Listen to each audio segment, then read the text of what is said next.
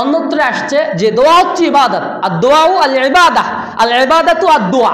হাদিস শরীফের মধ্যে দুইটাই হচ্ছে, দোয়াই ইবাদত, ইবাদতেই দোয়া, দোয়াই ইবাদত, ইবাদতেই দোয়া।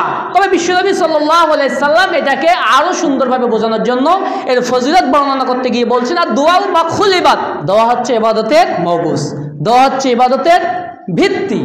যেমনটি আমি যদি উদাহরণস্বরূপ আপনাকে বোঝাতে যাই, তাহলে দেখা যায় যে আমাদের সমাজে একটা লোক যার চেহারা স্রোত খুব সুন্দর, ফর্সা, দেখতে মাশাআল্লাহ অনেক চমৎকার, হাতগুলো ভালো, পাগুলো ভালো, চক্ষু ভালো, কর্ণ ভালো, তার চলাফেরা সুন্দর, কিন্তু আল্লাহ তাবারক ওয়া তাআলা তাকে ব্রেন দেন নাই, বুদ্ধি দেন নাই, বিবেক দেন নাই।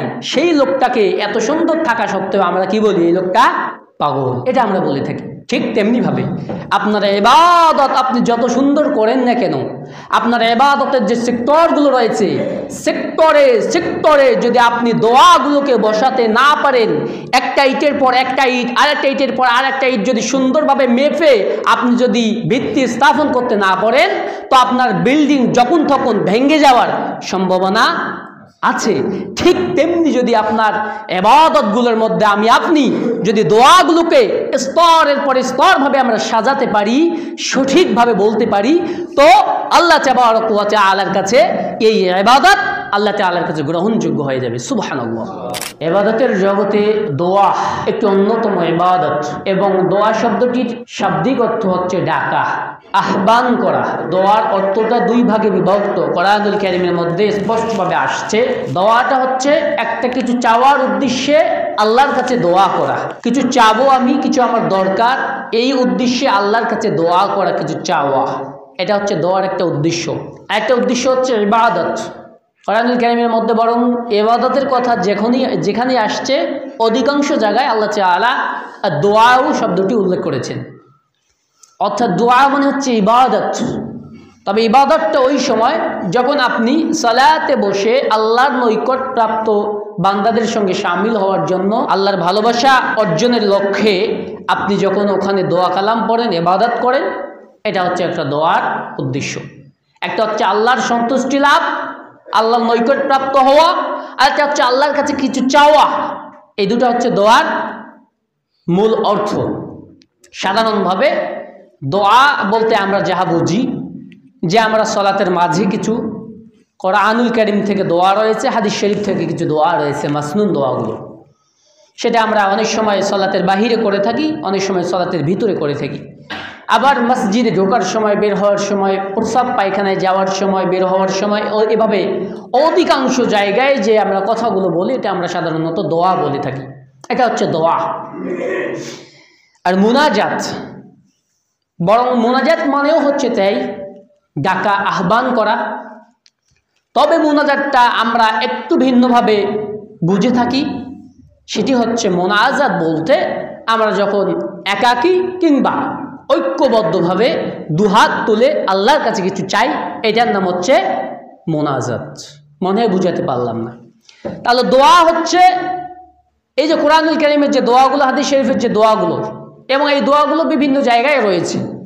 আর মুনাজাত মানে হচ্ছে একটা খাস জায়গায় আপনি বসে দাঁড়িয়ে একাকী কিংবা ঐক্যবদ্ধভাবে আপনি দুই হাত তুলে মোনাজাত করতেছেন, এটা হচ্ছে মোনাজাত।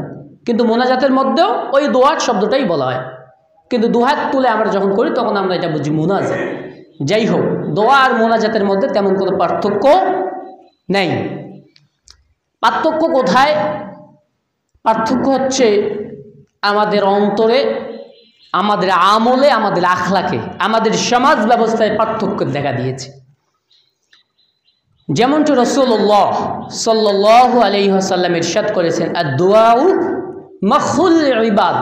অন্যত্র আসছে যে দোয়া হচ্ছে ইবাদত, আদ-দুআউ আল ইবাদাহ, আল ইবাদাতু আদ-দুআ। হাদিস শরীফের মধ্যে দুইটাই হচ্ছে, দোয়াই ইবাদত, ইবাদতেই দোয়া, দোয়াই ইবাদত, ইবাদতেই দোয়া।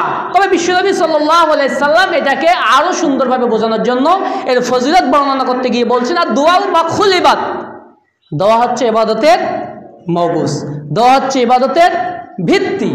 যেমনটি আমি যদি উদাহরণস্বরূপ আপনাকে বোঝাতে যাই, তাহলে দেখা যায় যে আমাদের সমাজে একটা লোক যার চেহারা স্রোত খুব সুন্দর, ফর্সা, দেখতে মাশাআল্লাহ অনেক চমৎকার, হাতগুলো ভালো, পাগুলো ভালো, চক্ষু ভালো, কর্ণ ভালো, তার চলাফেরা সুন্দর, কিন্তু আল্লাহ তাবারক ওয়া তাআলা তাকে ব্রেন দেন নাই, বুদ্ধি দেন নাই, বিবেক দেন নাই। সেই লোকটাকে এত সুন্দর থাকা সত্ত্বেও আমরা কি বলি? এই লোকটা পাগল, এই লোকটা পাগল, বাউরা, এটা আমরা বলে থাকি। ঠিক তেমনিভাবে আপনার ইবাদত আপনি যত সুন্দর করেন না কেন, আপনার ইবাদতের যে সেক্টরগুলো রয়েছে, সেক্টরে সেক্টরে যদি আপনি দোয়াগুলোকে বসাতে না পারেন, একটা ইটের পর একটা ইট, আরেকটা ইটের পর আরেকটা ইট যদি সুন্দরভাবে মেপে আপনি যদি ভিত্তি স্থাপন করতে না পারেন, তো আপনার বিল্ডিং যখন তখন ভেঙে যাওয়ার সম্ভাবনা আছে।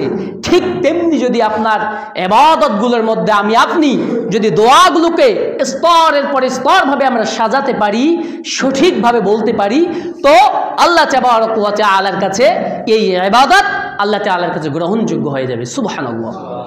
কিন্তু আমাদের ইবাদতগুলো আজকে আল্লাহর কাছে গ্রহণযোগ্যতা পাচ্ছে না এই কারণে, কারণ আমরা দোয়া করতে জানি না, আমাদের দোয়া অধিকাংশই মুখস্থ নাই, এবং আমরা দোয়া বলতে আমাদের সমাজে যে ভুল বোঝাবুঝি এটার মধ্যে আমরা পড়ে রয়েছি।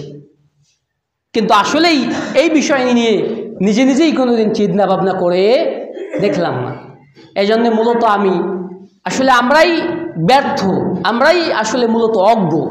যদি জাতির সামনে দোয়ার যে ফজিলত, দোয়ার অর্থগুলো যদি আমরা বলতে পারতাম, আর জাতি যদি এটা বুঝতে পারত, তাহলে সমাজে আজকে এই বিভেদ, এই বিশৃঙ্খলার দেখা দিত না।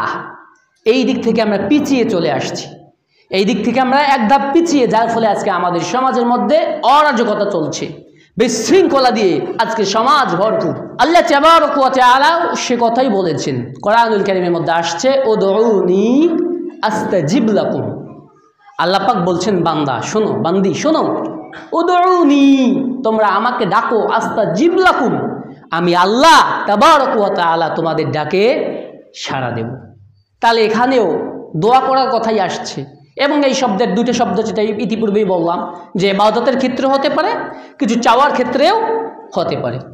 যদি আপনি সলাতে বসে যদি আপনি আল্লাহর নৈকটপ্রাপ্ত হওয়ার জন্য আল্লাহর কাছে সালাতে মোনাজাত করতে পারেন, তো আপনি নৈকটপ্রাপ্ত বান্দাদের মধ্যে একজন হয়ে যাবেন।